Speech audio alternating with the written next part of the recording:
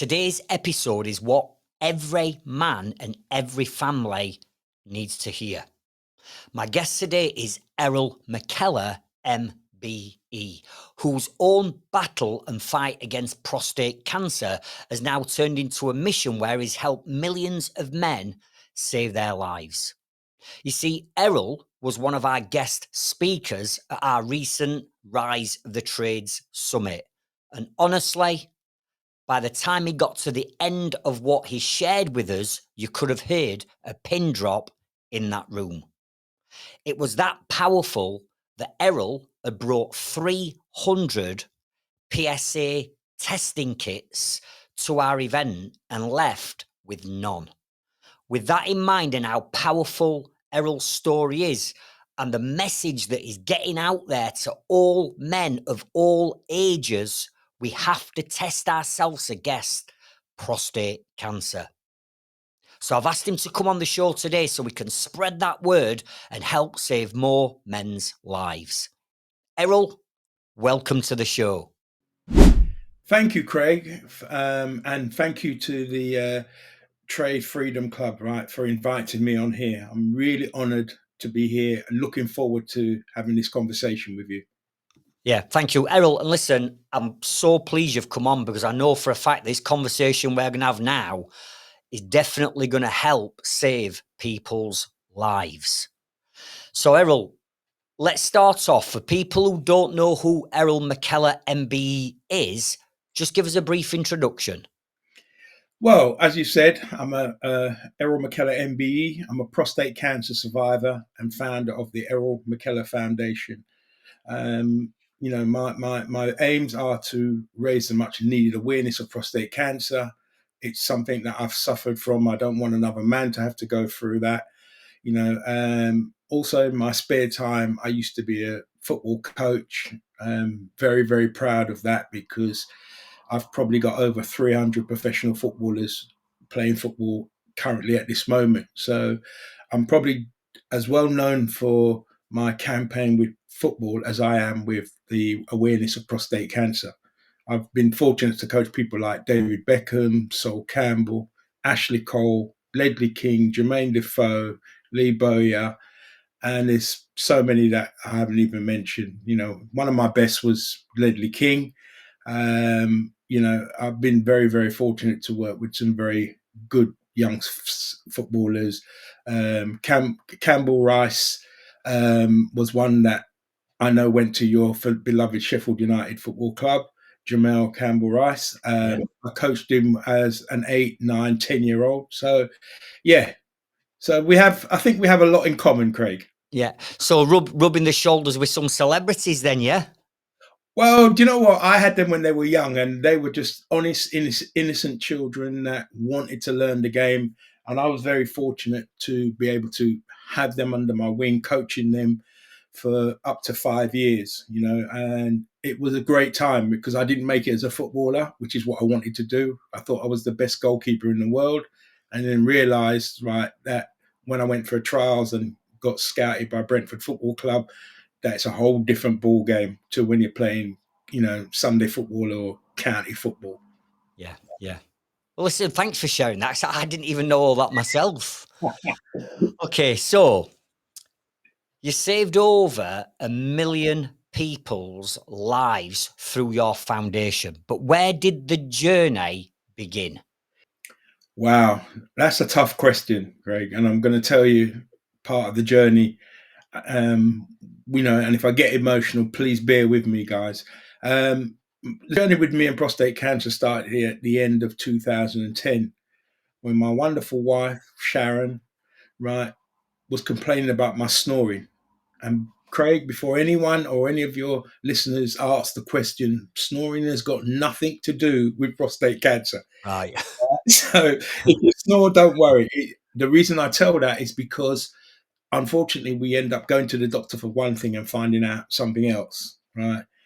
And you know what? I said, if this snoring bothers you that much, dear, make an appointment with the doctor and I'll go. She made the appointment. I went to the doctor, sat in the reception room, picked up a leaflet, read the leaflet, and I thought, you know what? Let me make an appointment to come back and do this blood test. the young lady at the reception said, "Mr. McKellar, you don't need an appointment. It's a simple pinprick blood test. Takes less than 10 minutes." And I have to tell you, Craig, and the listeners, at no point did I ever imagine that 10 minutes was going to change the rest of my life. Yeah. So you've had this. So you had the test there and then. Yeah. How long did it take for you to get the results back? 2 weeks. 2 weeks, Craig. And what was frightening about that result, right, is that they didn't actually give me the full details. They just phoned me up and said, could I come in to do another blood test? I asked the question, right, was there anything that I need to be concerned with? They said it's a routine thing. We like to follow up on our first test, right? And again, at no point did I ever think that my life was about to change. I went in, did the second blood test, didn't even think any more of it, to be honest. So you've had the second blood test then. Yeah. So what happened then? How did the doctors contact you? Because obviously this has rapidly moved on quick. So what happened next? Well, Craig, you know what was frightening about the second test? Within a couple of weeks, I got a phone call from the hospital telling me that they booked me in for a biopsy. And I said, when is that? And they said, it's actually today. And to be honest, right, I did see the messages, I did see the phone calls, but I actually chose to ignore them, because as a typical man, there was always an excuse. Every time the message came through, I was doing something. Every time the phone was ringing, I was preoccupied doing something. So I actually had an excuse, or I felt I had an excuse for ignoring it, and that's what I did. And when they called me to tell me that they booked me in for a biopsy today, I then had to phone my wife and explain to her what the situation was in terms of me having this appointment for the biopsy and not telling her about the information through the phone calls and the messages in the first place. So I did that, and my good lady said, okay, don't drive, get a cab, and I will meet you at the hospital. And I remember before I put the phone down, I said to her, by the way, what's a biopsy? Yeah. You know, and Craig, I tell you, I'm really glad she didn't explain it to me. I have to tell you that, because it was a real shock, right? Not something that, we men find easy to cope with. Women go through all these, intrusive tests all the time, but we men are not quite built to do them intrusive, in personal test treatments that the biopsy was, because it was very, very intimate, if you like, and it was a difficult one to come to terms with, but very, very important in the process of, going into the rear end of your body to take samples so that they can analyze the measure of the cancer that you've got. Yeah. I mean, it wasn't really, if I'm being honest, it wasn't really until you spoke at our event where, you went into some detail of that biopsy, Yeah, actually what it entailed and what a biopsy were. I mean, I've heard of it and I thought I knew what it was, but until you went into that graphic detail of what they actually did to you, it was like, wow. yeah, You've gone in for snoring, yeah, and now you've had 2 blood tests. yeah, You've been ushered into hospital as quick as you can, which sends alarm bells ringing anyway. yeah, And then you've had this biopsy. So what happened then? Because your wife met you then, did she? yeah, yeah.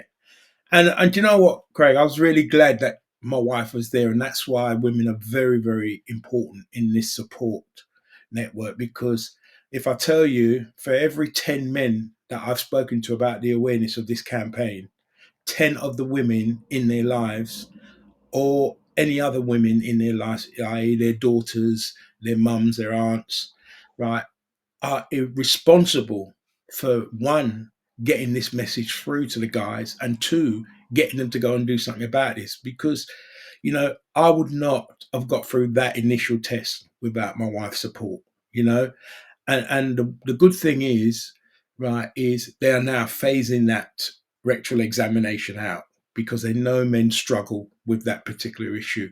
And I have to tell you, through my journey, I've had men tell me they'd rather not do anything than go through those tests, right? That type of evasive testing, right? And that's why they're removing it, right, from the program, because they've got some new things on board now to compensate for that. Yeah. So you and your wife are there now after the biopsy, Yeah. and did they give you the results there and then, or did again you have to wait some time for them results? Yeah.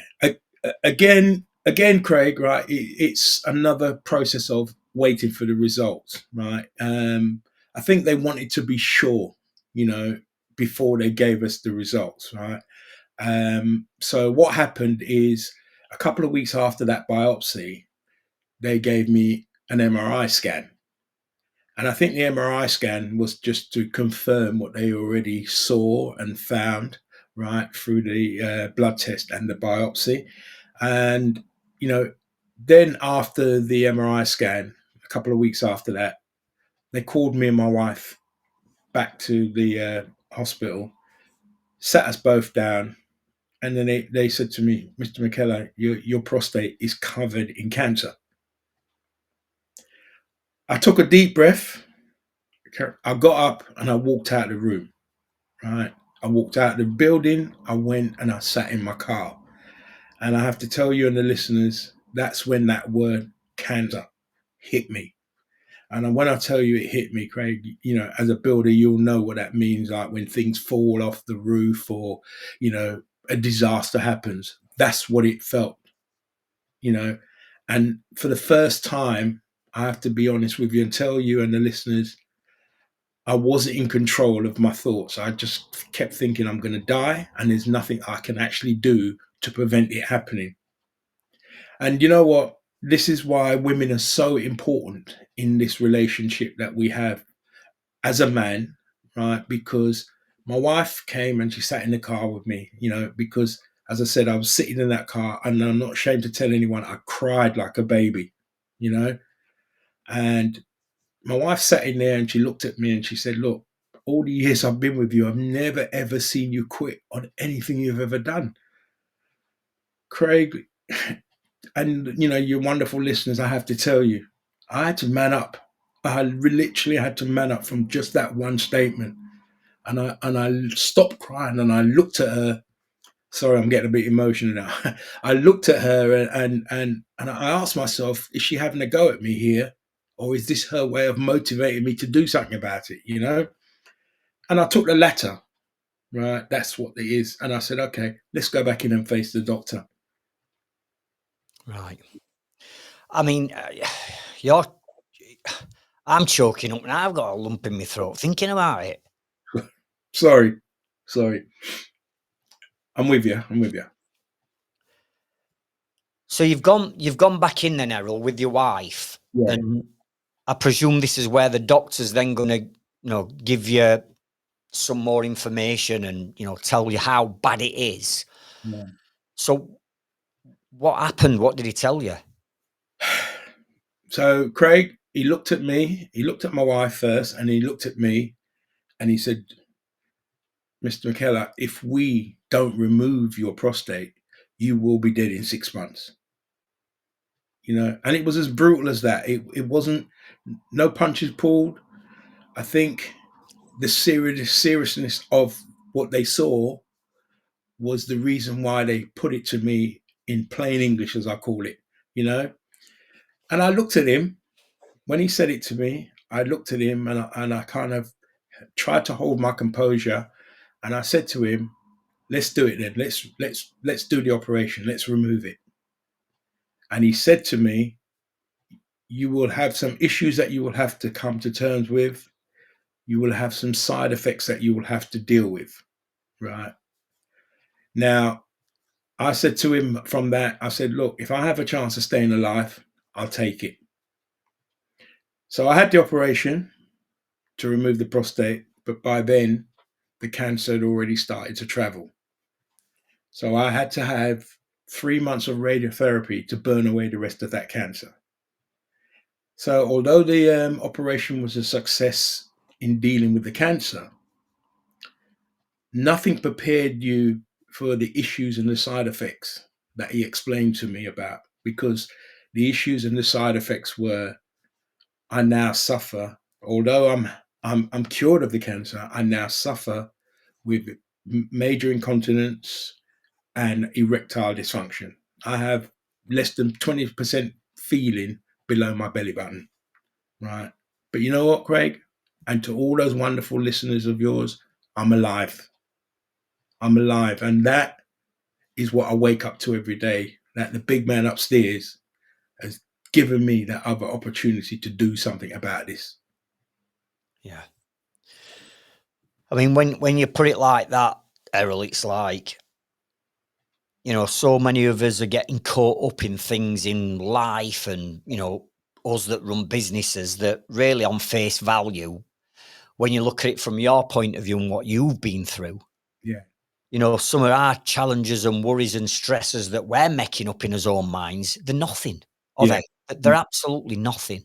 No, no. This is reality, Craig. This is actually reality, Craig. You know, it's I had a fantastic life up until this illness. You know, I did all the things I wanted to do.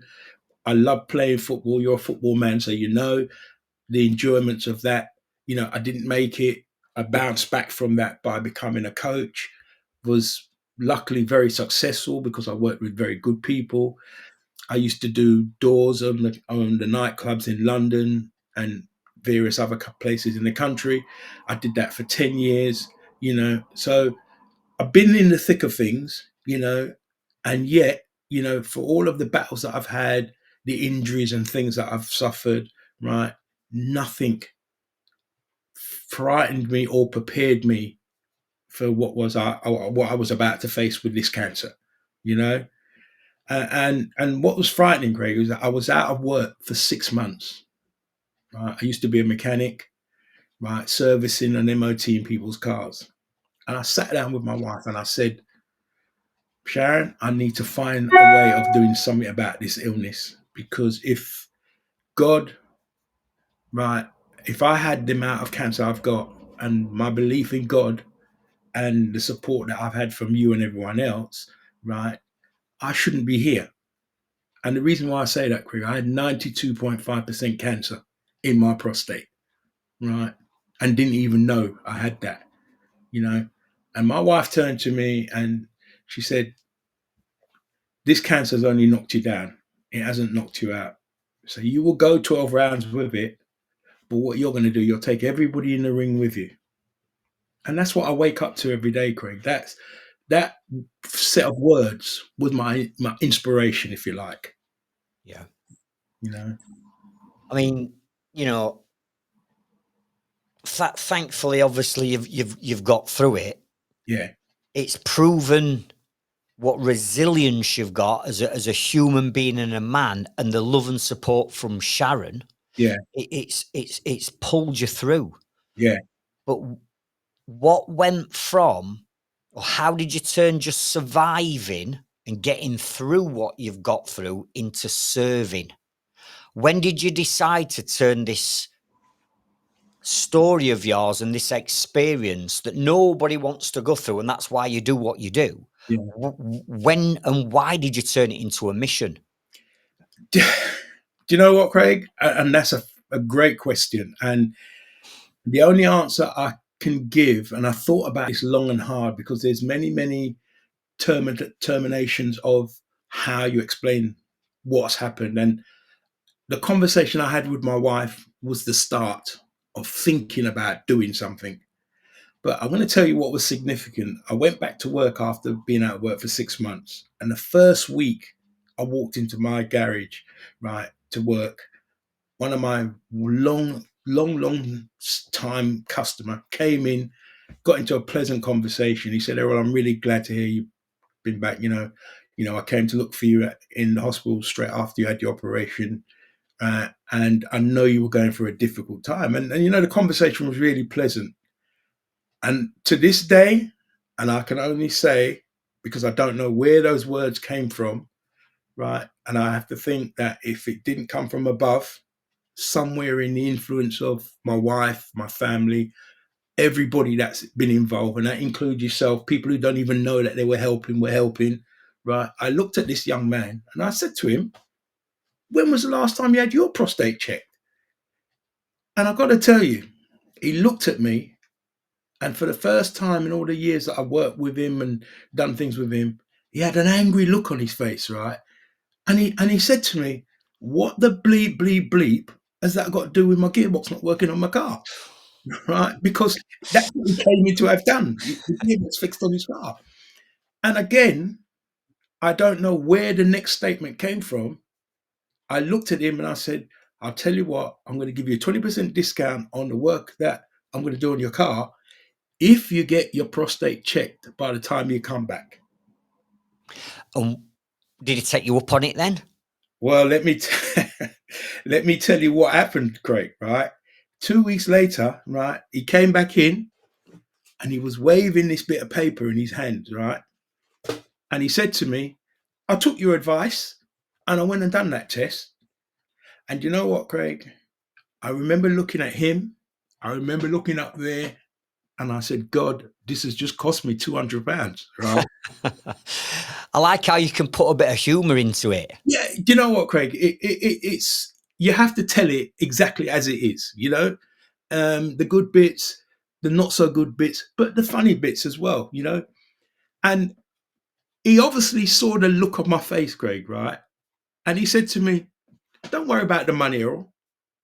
And I remember looking at him. I remember going up there, looking up there, and I said, thank you, God, right? He said, but you better read this letter, right? Let me tell you, and I will tell you word for word what was in that letter because I can still remember it from 2011. I can still remember the words in that letter, right? He had 25% cancer in his prostate. Whoa.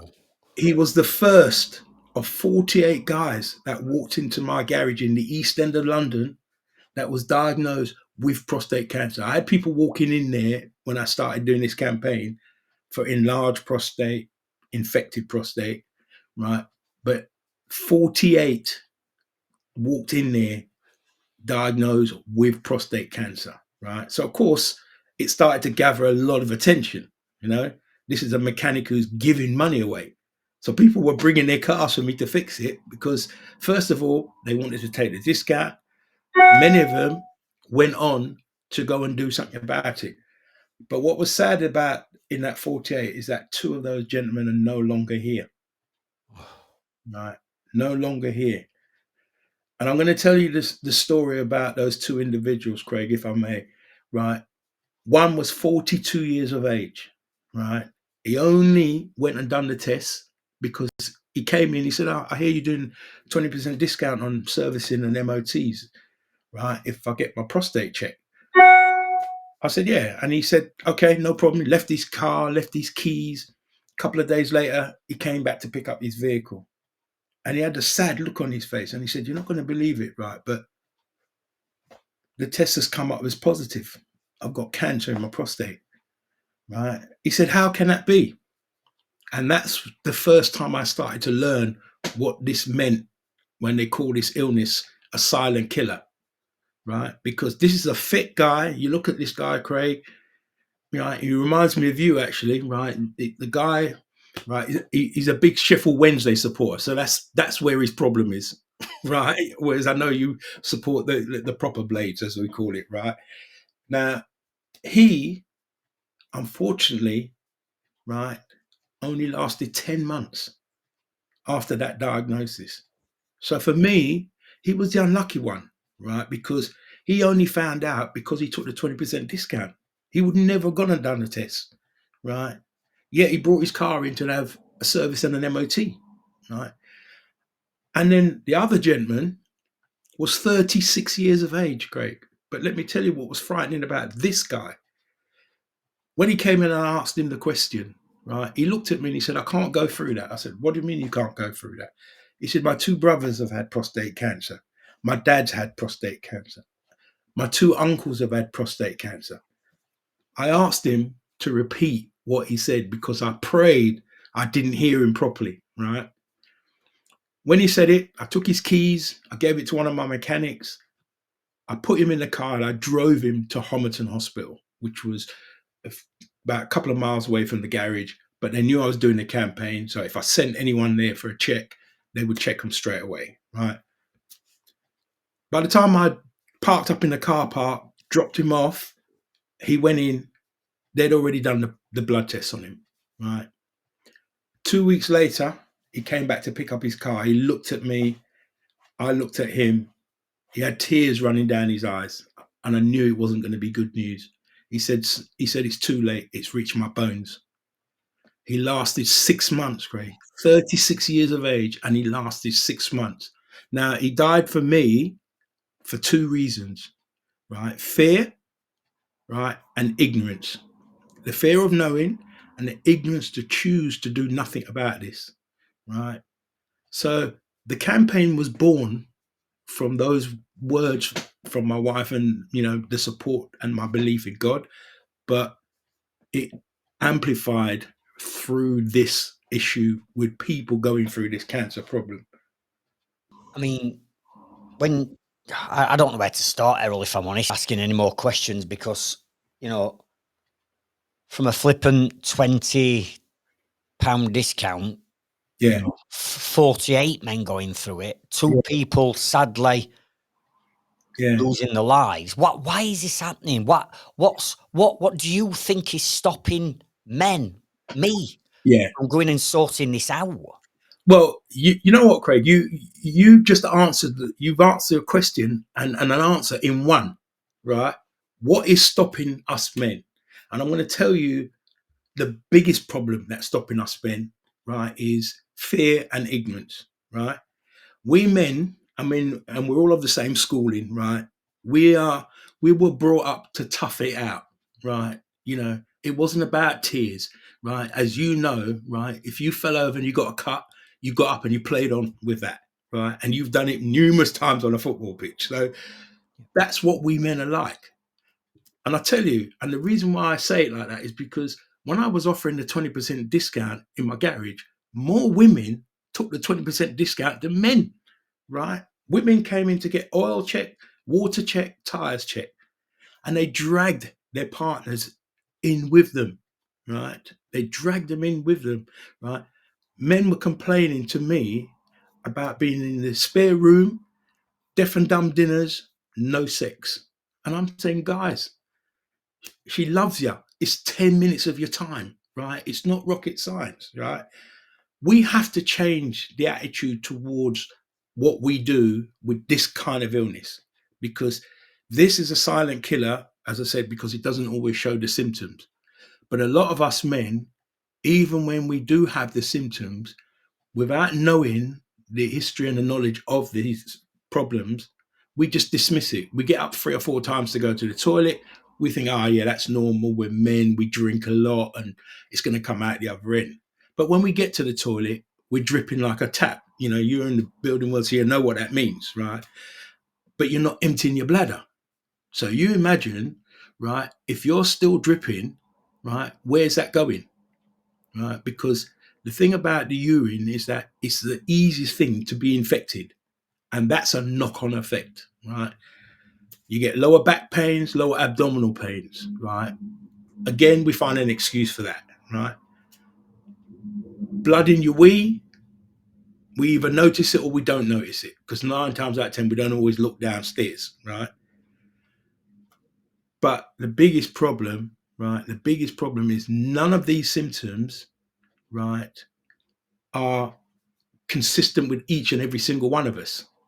So the research world that we're in tells us that it's still finding new things, right? Why we men have to be proactive with this. So it's about the mindsets, changing the mindset. Men need to go to the doctor. Listen, the ladies do it on a regular basis, right? So what we as a charity want to come up with, right? It's not something that's not happened before, because we know it works, because women have already got it. Yeah. So in terms of testing then, Yeah. you know, We do. We make excuses. You know, I'm actually 55 Yeah. in 2 days, 3 days. I'm 55 in 3 days. You don't look it, bruv. Well, thank you for that. But I am, and it's like, you know, men are told, particularly when you hit 50, to go and get tested and going to get Yeah. tests. And even Sarah said, my wife Sarah, even Sarah said to me, Craig, I told you about a year ago, you got this sent to you through post Yeah. from the NHS, Yeah. and it were a little plastic testing, a little plastic tub.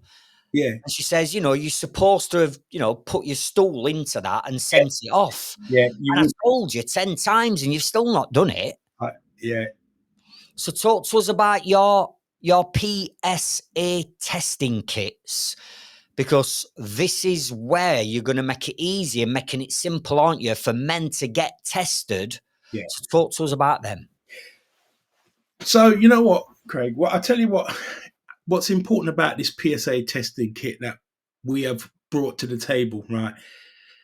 We've been involved in the research program, right? We've been involved in it from day one. As soon as I had this problem, started up with the garage, I said, no, I need to find answers, because people keep asking me when they brought their car in to get fixed. They said, how do we find a cure for this? What do we need to do for this? So I kept getting asked this question consistently, and I was determined to come up with an answer for it, right?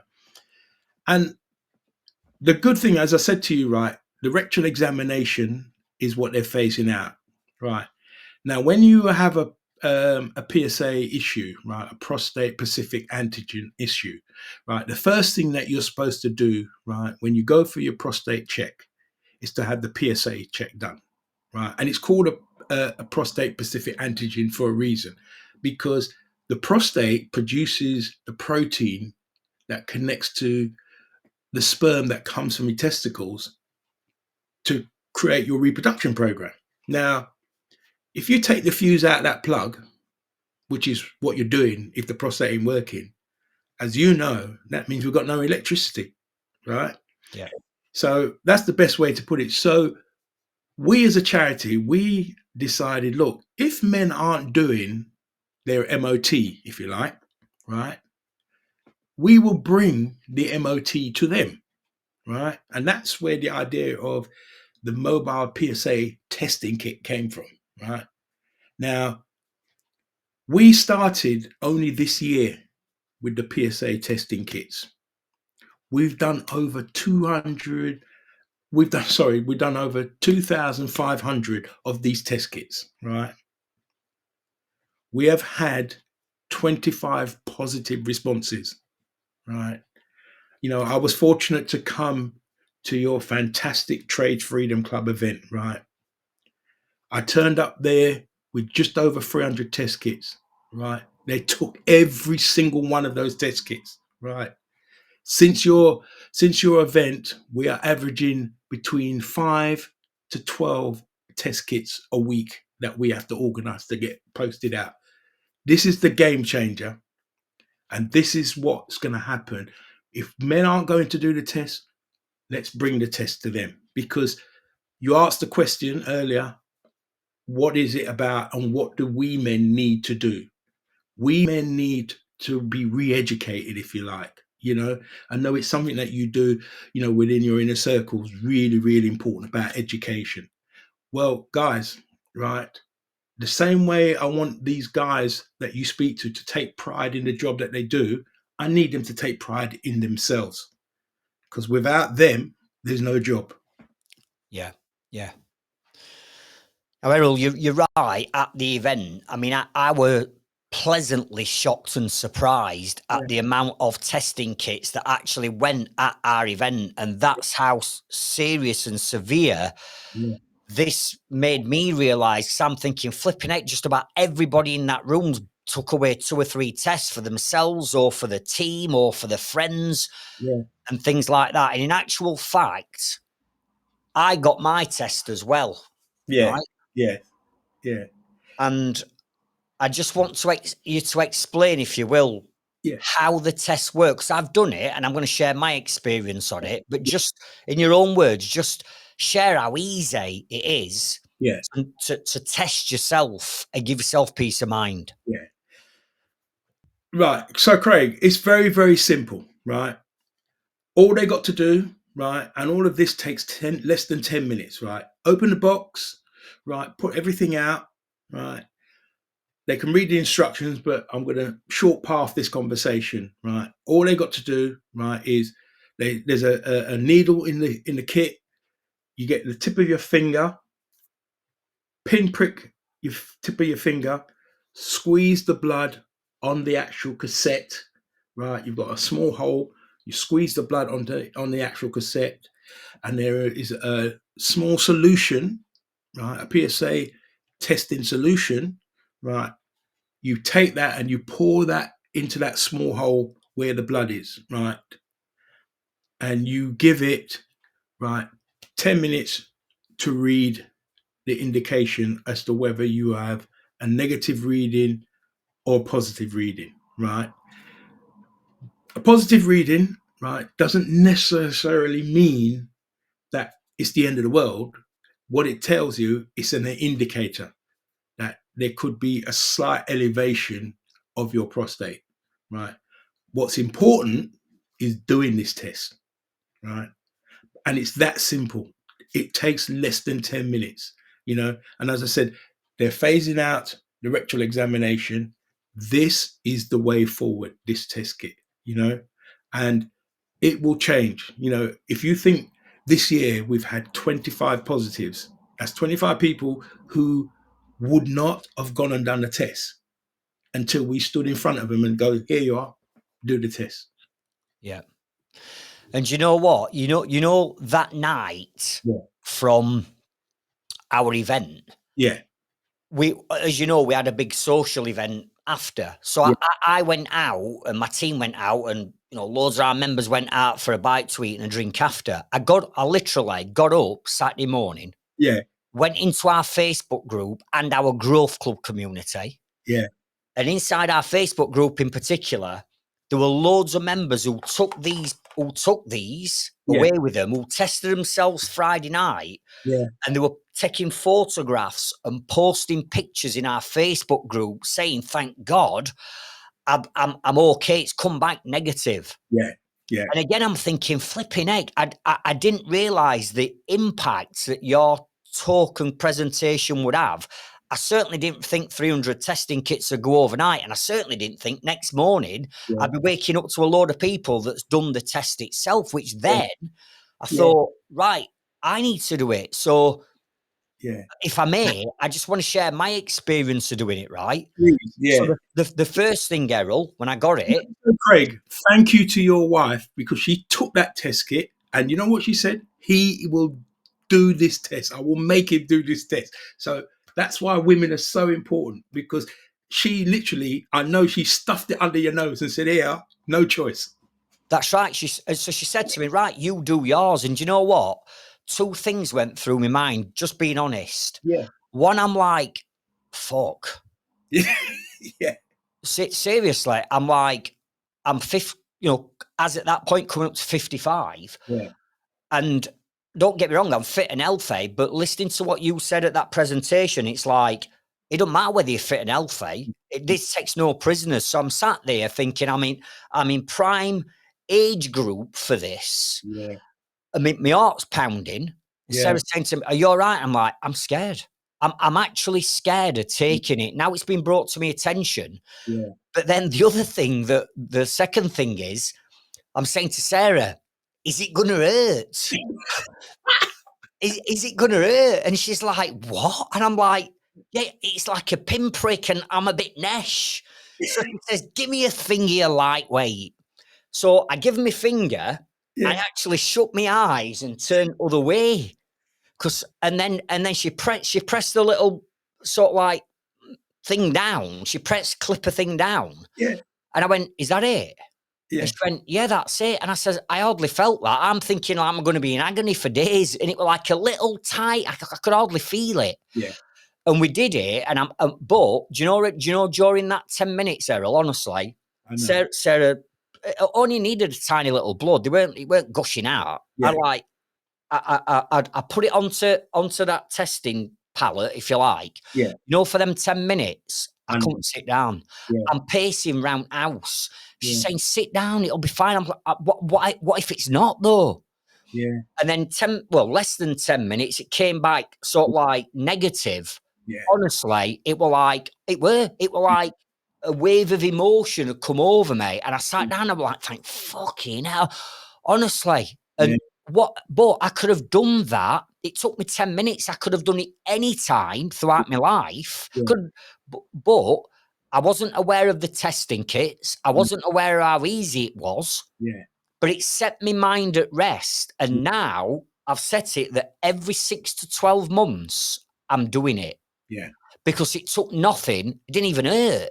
Yeah. Yeah. And that's, do you know what, Craig? That's what's so simple about this idea, right? That's, you know, the inventors of this, right? You know, listen, when we found out that this was available, you know, I sat down with the board, right, the board of trustees. I said, look, we need to have these test kits, right? Because I said, our plan is to get a mobile testing vehicle to put this on, right? Because we need to collate the data when all those people are taking their tests, because we need to find out why this is a problem. Now, in the meantime, right, we need to make sure people are doing their tests. So for us, this is the answer. And I know, working with yourself and all the colleagues that you're involved in, listen, the construction world, the building world is the ideal print for this problem, because you've got 80% men in the building trade. And I want to tell you, probably 60%, if not more, don't even do doctors. So, you know, if you have this test in front of them, it's 10 minutes. That's the length of time it takes for them to drink a cup of tea. So, you know, we know it's the answer. And the reason why we know is because if you flip it to the women, they've already done this.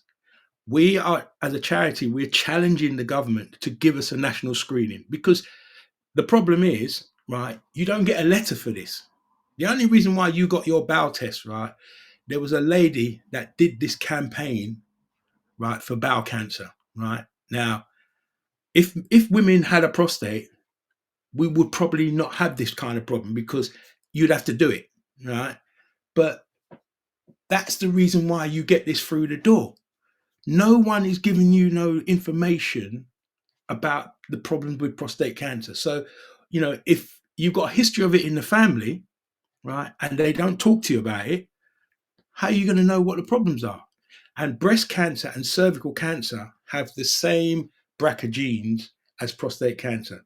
So it's about education. It's about doing your homework, finding out what cancers there are in the family. Because the one thing about cancer, right, the stats tell you over 52,000 men a year get diagnosed with this problem. Over 12,000 die of it, Craig, right? That is currently one man every 45 minutes. So you're a football man. So by the time me and you sit and watch a game of football, we've lost two people in that crowd. Yeah. So, you know, in simple terms, I'm asking the question, men, we need to have an MOT program. You know, I've already got about 3-4 of your people that came to your event that want a yearly prescription of these test kits. So we've had the conversation, you know, now we've got to be prepared to help these people who want to be helped, because this is the answer. This is how it's going to be solved, you know, and we feel that somebody out there is going to back it, support it, and sponsor it, right, to make sure it happens. Men should not die of an illness that is not only treatable if it's caught early, curable. And I repeat that. If it's caught early, it's treatable and curable. If you had to choose a cancer, Craig, that's the one you choose. Well, you're living proof that it's treatable and curable, aren't you? Yeah. Listen, Oh. you know, and proud of you, Craig, because, you know, you might not have gone and done the test if your wife wasn't standing there. Right? Because listen, you've had harder things.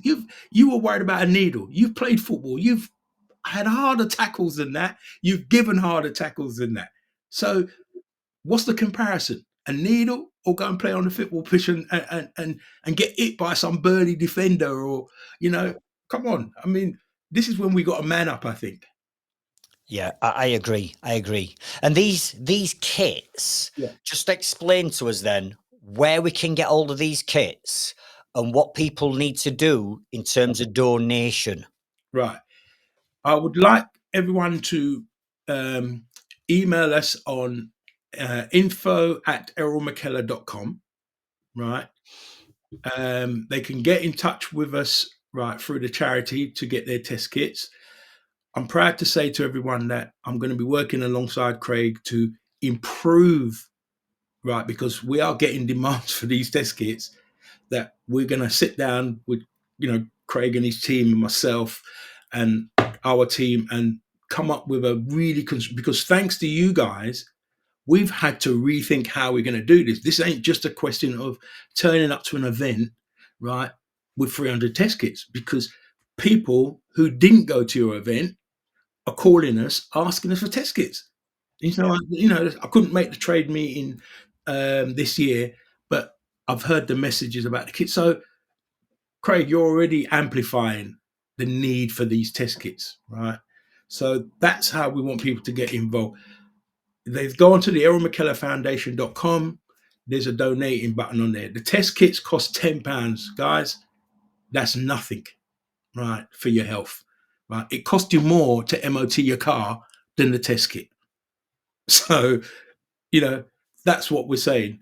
Let's make a difference, guys, right? And God willing, if there's a problem, we are here to help you. We work with 10 of the best hospitals in the country, and we're going to amplify that. We want to work with more, right? But this is about dealing with this problem now, right? I want men to stay focused on their work and how good they are at doing their job, but they need to look after themselves, Craig.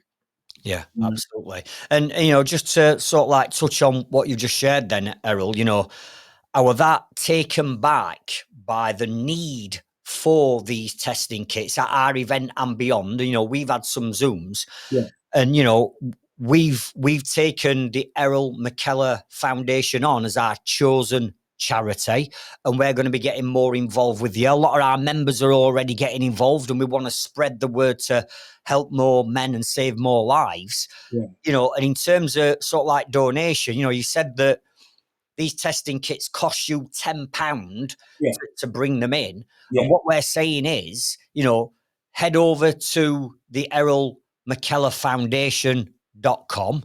Yeah. Go to the donation button, and we're going to be working with you, aren't we, on proving this? That's our contribution back to your thing, to your charity. And listen, if you're listening to this, whether you're male or female, if you're male, it's for you. If it's female, it's for your partner or your husband or your boyfriend or your son or your grandson, right? Yeah. Please just make a donation. They cost £10. So donate whatever you can afford to donate. Yeah. And then Errol's going to be posting these out to you. 10 minutes, done at home, peace of mind like me. Like, thank goodness for that. I'm safe, so to speak, for the time being. But then I'll redo the test. Errol, just share the story about one of our members who bought a number, or not bought, he donated to you and got a number of kits at the event. Just talk to us about that, because this is important. Yeah, I want to add to what you just said there, Craig. We are also going to be testing from 20 years of age upwards, because if there's a history in the family, we want younger men to be treated, because we've, unfortunately, as I said, we've had somebody 36, 42. One of my other groups, right, has had somebody 26 years of age die of it. So this is not an old man's problem, it's a man problem. But you know what was fantastic about your event, right? One man, right, and I'm going to call out his name, Big Dave, right? He took 100 test kits, right? 100 test kits he took, right? And he's already emailed, he wants another 50. And after that 50, he's going to want another box as well. So that's how inspiring your event was. It goes far beyond what we were doing at the event, because you had people there who sat down and took 10 minutes to listen and look at themselves and say, you know what, I need to do this, right? I've had one of your guys call me, right? He's asked me for 10 test kits. We've sent 10 test kits out to him. He wants to donate every boiler that he sells. He wants to donate a free test kit to the owner of the house. I mean, people are coming up with these great ideas, Craig, and Yeah. that is thanks to you and the team. And that is a shout out to George Campbell. Yeah, George Campbell, who's done that. Every boiler that he sells is going to be handing these out. And that's it, Errol. You know, for us to help get this awareness out, yeah, I'm sure everybody listening to this could get a test kit, but then it's a case of, what about your best mate? What about your football team or your sports team that you need? What about your employees or your subcontractors? yeah. You know, do something right for them as well. Yeah, yeah. And it's a nothing, Craig. You know, our long term goal, as I said, is we want to get a mobile vehicle so we can turn up at these sites, right? And physically make sure that people are doing the test by them just walking onto the mobile vehicle and doing the test. You know, that's what we want to do. But we want to make sure that right around the country, we create the MOT yourself program, right?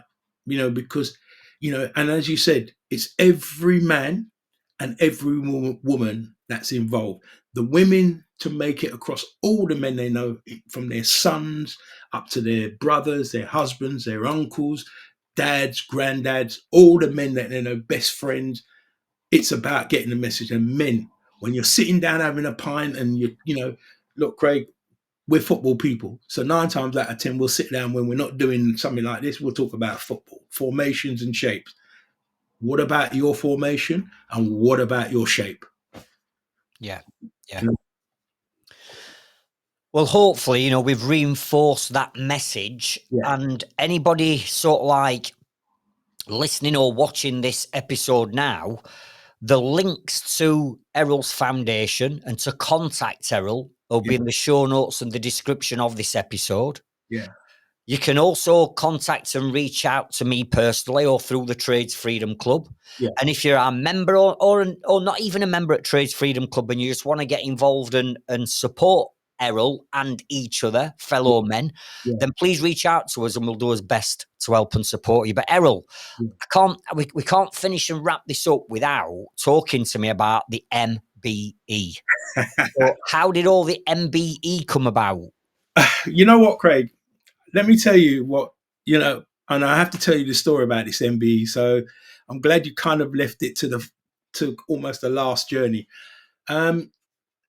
They made a phone call, right? And they sent a letter to my house saying that you've been awarded an MBE, right?